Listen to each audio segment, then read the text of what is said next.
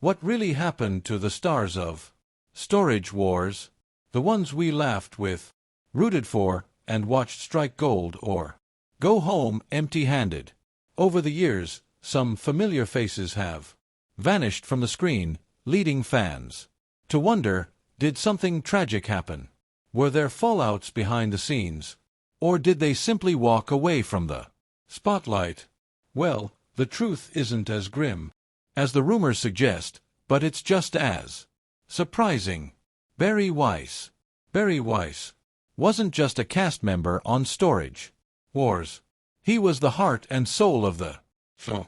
From the moment he rolled up to his first auction in one of his vintage cars, wearing those signature gloves and flashing that mischievous grin, viewers knew they were watching someone special. Barry was never the loudest bidder or the most aggressive competitor.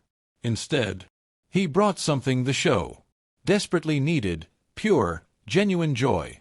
While other cast members focused on profit margins and business strategies, Barry treated every storage locker like a treasure chest waiting to reveal its secrets. He didn't just see dollar signs. When he opened a unit, he saw stories, history, and adventure. When he found an old jukebox, he'd spend more time talking about the music it once played than calculating its resale value. When he discovered vintage collectibles, his eyes would light up like a kid on Christmas morning. Barry understood that the real treasure wasn't always what you could sell. Sometimes it was the excitement of not knowing what you'd find next. His approach to the show was refreshingly different. Barry had already made his fortune in the produce business long before Storage Wars came along. The auctions weren't about survival for him. They were about having fun. This freedom allowed him to take risks others wouldn't dare. Bid on units that seemed worthless and walk away from sure things just because they didn't spark his curiosity. Viewers loved this about him because it reminded them why they fell in love with the show in the first place. The thrill of discovery. Barry's personality made even the most mundane finds entertaining. He could turn a box of old books into a fascinating discussion about forgotten authors or transform a dusty piece of furniture into a lesson about craftsmanship from decades past. His knowledge wasn't just surface level either. Barry genuinely understood antiques, collectibles, and the stories behind them. He respected the items he found, treating each discovery with the care it deserved. But after just 4 seasons, Barry quietly stepped away from the show. There wasn't any dramatic exit or heated argument with producers. He simply decided it was time to close that chapter of his life, like someone finishing a favorite book and placing it gently back on the shelf. Fans were disappointed, but most understood. Barry had never seemed like someone who needed the spotlight. He was just someone who enjoyed sharing his adventures with others. For years after leaving Storage Wars, Barry kept a relatively low profile. He returned to his other passions, collecting classic cars, hunting for antiques, and enjoying the kind of adventures that didn't require cameras or television crews. Occasionally, he'd pop up in interviews or make guest appearances, always with that same warm smile and infectious enthusiasm that made him famous. Life seemed good for Barry Weiss until everything changed in 2019. While riding his beloved motorcycle through the streets of Los Angeles, Barry was involved in a devastating crash. The accident was severe, leaving him with serious chest and leg injuries, multiple broken bones, and significant internal damage. The man who had always seemed invincible, who could walk into any storage unit with confidence, was suddenly fighting for his life in a hospital bed. The recovery process was long and difficult. Barry underwent several surgeries and faced months of rehabilitation. The same hands that once carefully examined vintage treasures now had to relearn basic movements. The legs that carried him through countless auctions had to remember how to walk without pain. For someone who had lived such an active, adventurous life, the forced stillness must have been incredibly challenging. But Barry's spirit, the same one that made him beloved by Storage Wars fans, carried him through. He approached his recovery with the same patience and curiosity he once brought to storage lockers. Instead of rushing the process or getting frustrated with setbacks, he treated healing like another adventure, taking it one day at a time. When Barry eventually began making public appearances again, fans were thrilled to see him. His humor was still intact, his smile still warm, but there was something different about his pace. He moved a little more carefully, spoke a little more thoughtfully. The accident had changed him, but it hadn't broken his spirit. Dave Hester. If Storage Wars was a poker table, Dave Hester was the guy who slammed his chips down with a grin just to rattle everyone else.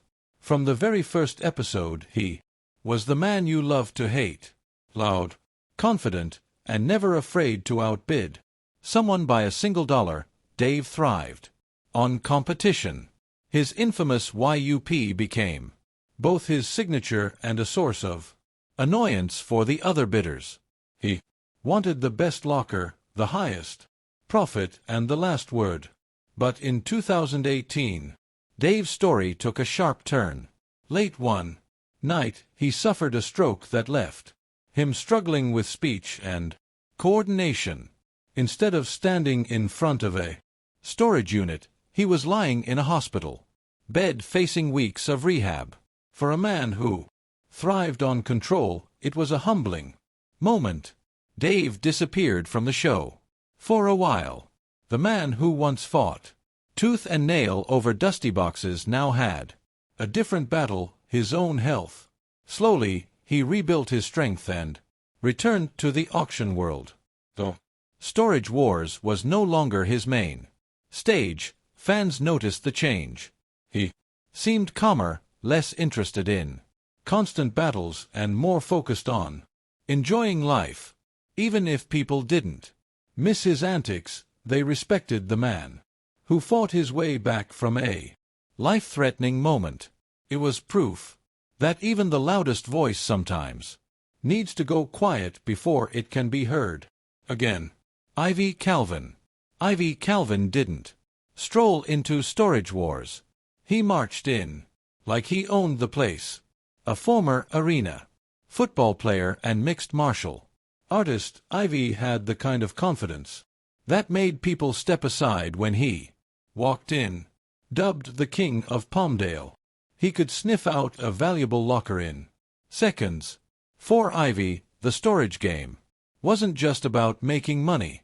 It was about running a tight ship.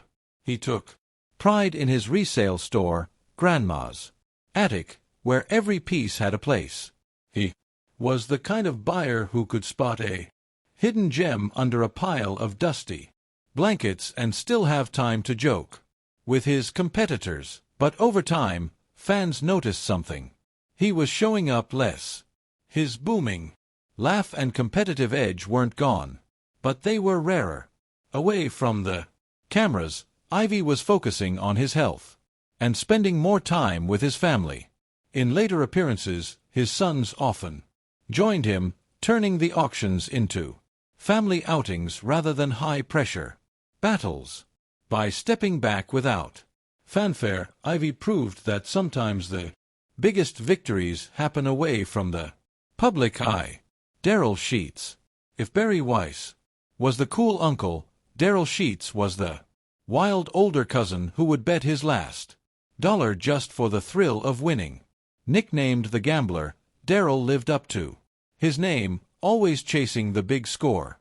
He didn't mind throwing serious money at a locker if he thought it might hide something spectacular. His son Brandon often appeared alongside him, learning how to take calculated risks and occasionally learning why he shouldn't. For Darrell, this was about more than business. It was about leaving a legacy his son could be proud of. But in early 2019, everything changed.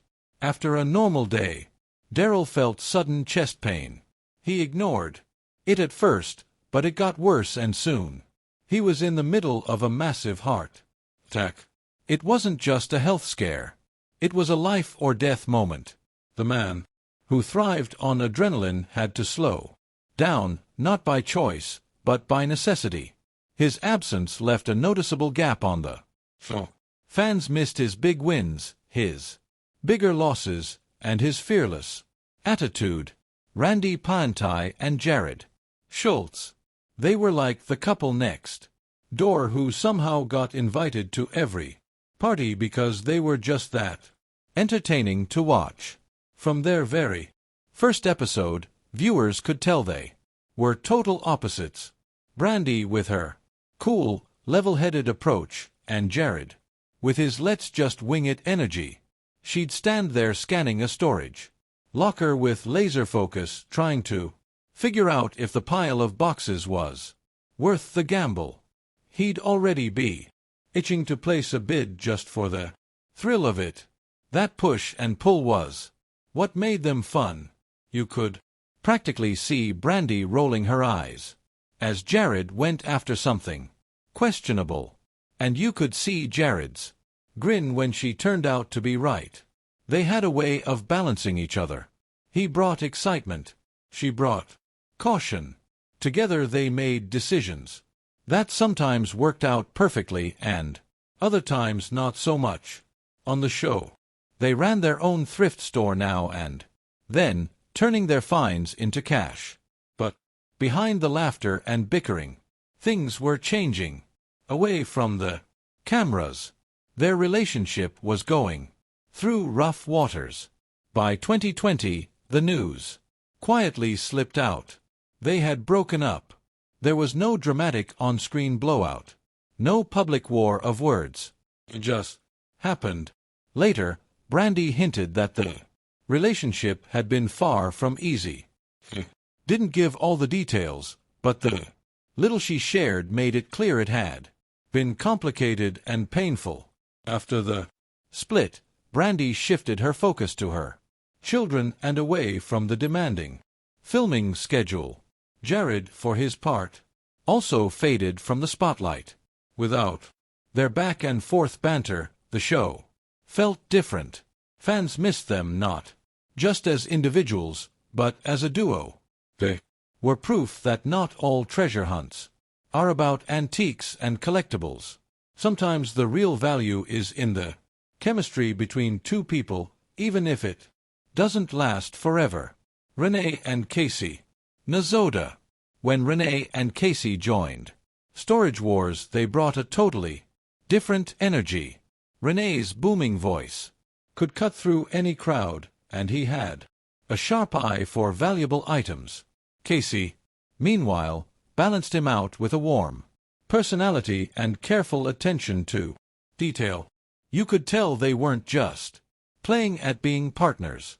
They genuinely worked well together, both in the storage business and in life. Rene was no stranger to the resale world. He had grown up surrounded by it with years of experience hunting for treasures and turning them into profit. Casey wasn't just along for the ride. She had her own skills, from spotting quality items to managing the business side of things. Together, they made a powerhouse team. They also weren't afraid to have a little fun on screen. Their interactions had a playful tone, but it was always clear that they respected each other's instincts. When they won big, they celebrated together. When a locker turned out to be a dud, they shrugged it off and moved on. But life has a way of shifting focus. In 2023, Rene's father passed away after a short battle with lung cancer. It was a difficult time, and fans could hear the emotion in Rene's voice when he spoke about it. He expressed deep gratitude for the support he received from viewers and friends. The loss seemed to add a new layer to the couple's journey. Less about chasing the next big win and more about building something lasting. And Laura Dotson. For many fans, Storage Wars wouldn't feel the same without the rhythmic chant of Dan Dodson or the bright smile of his wife, Laura. They